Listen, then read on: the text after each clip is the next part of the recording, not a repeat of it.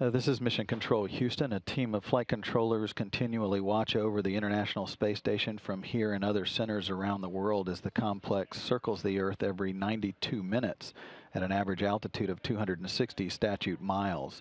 These flight controllers also assist the crew of 6 aboard the International Space Station that make up the Expedition 32 crew.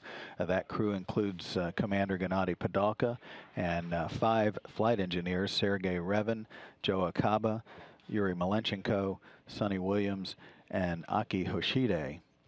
It's been another busy week for these 6 crew members aboard the station. 2 of the crew members started there Monday with a little walk, a spacewalk, or extravehicular activity, that is, as Expedition Commander Gennady Padalka and Flight Engineer Yuri Malenchenko spent 5 hours 51 minutes prepping the outside of the Russian segment for a future scientific laboratory and adding additional panels on the Zvezda service module to better protect it against potential impacts from micrometeoroids. It was the 163rd spacewalk in support of station assembly, maintenance, and scientific work, totaling 1,027 hours and 38 minutes. Padalka has conducted 9 EVAs in his spaceflight career for a combined duration of 33 hours 6 minutes, and Malenchenko 5 EVAs totaling 30 hours 5 minutes. U.S. astronaut Sonny Williams and Japanese astronaut Aki Hoshide will continue the preparatory work for the new Russian lab by routing some cables necessary for thermal and power and swap a bulky main bus switching unit, one of several power relay avionics boxes on the long truss backbone of the station. They also will remove and replace a failing camera on the mobile base system.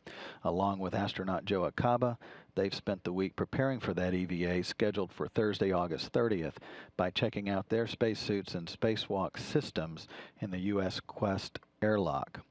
Additionally, this week, Hoshide worked inside the Japanese Kibo laboratory preparing its unique airlock and robotic arm for experiment operations as the systems interface through a laptop computer.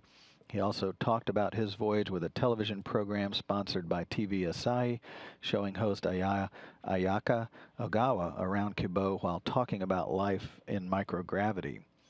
Midweek, the station's altitude was boosted to a record average height above the Earth when the European Space Agency's automated transfer vehicle, Eduardo Amaldi, fired its thrusters on 2 strategically timed burns to increase the ISS's apogee by 8.7 statute miles and perigee by 3.6.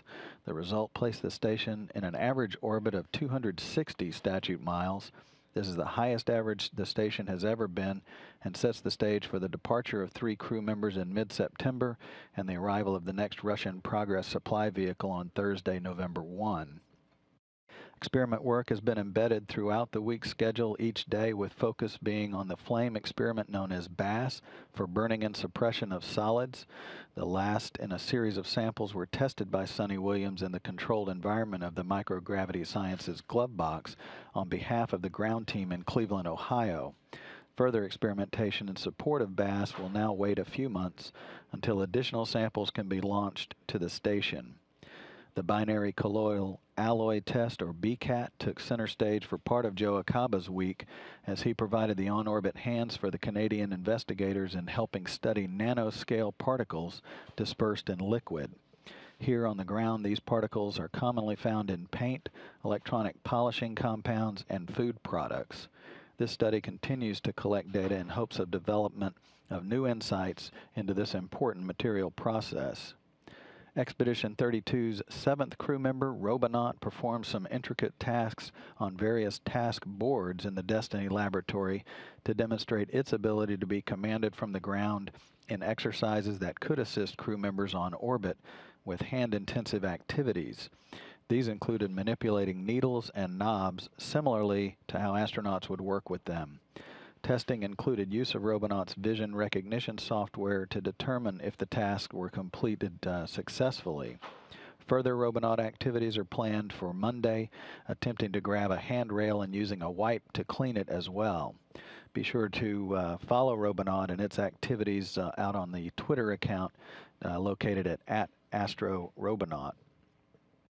All crew members collected human research samples, urine and blood, for ongoing study of how the human body reacts and adapts to the long-term exposure to microgravity.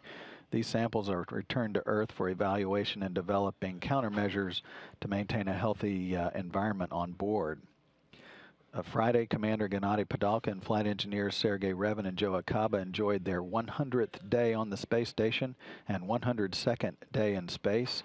And over the weekend, all 6 crew members will get some time off to talk to their friends and families. They'll also perform some routine housekeeping chores as usual. Next week, the focus will be, of course, on the preparations for Sonny Williams's and Aki Hashide's spacewalk planned for Thursday.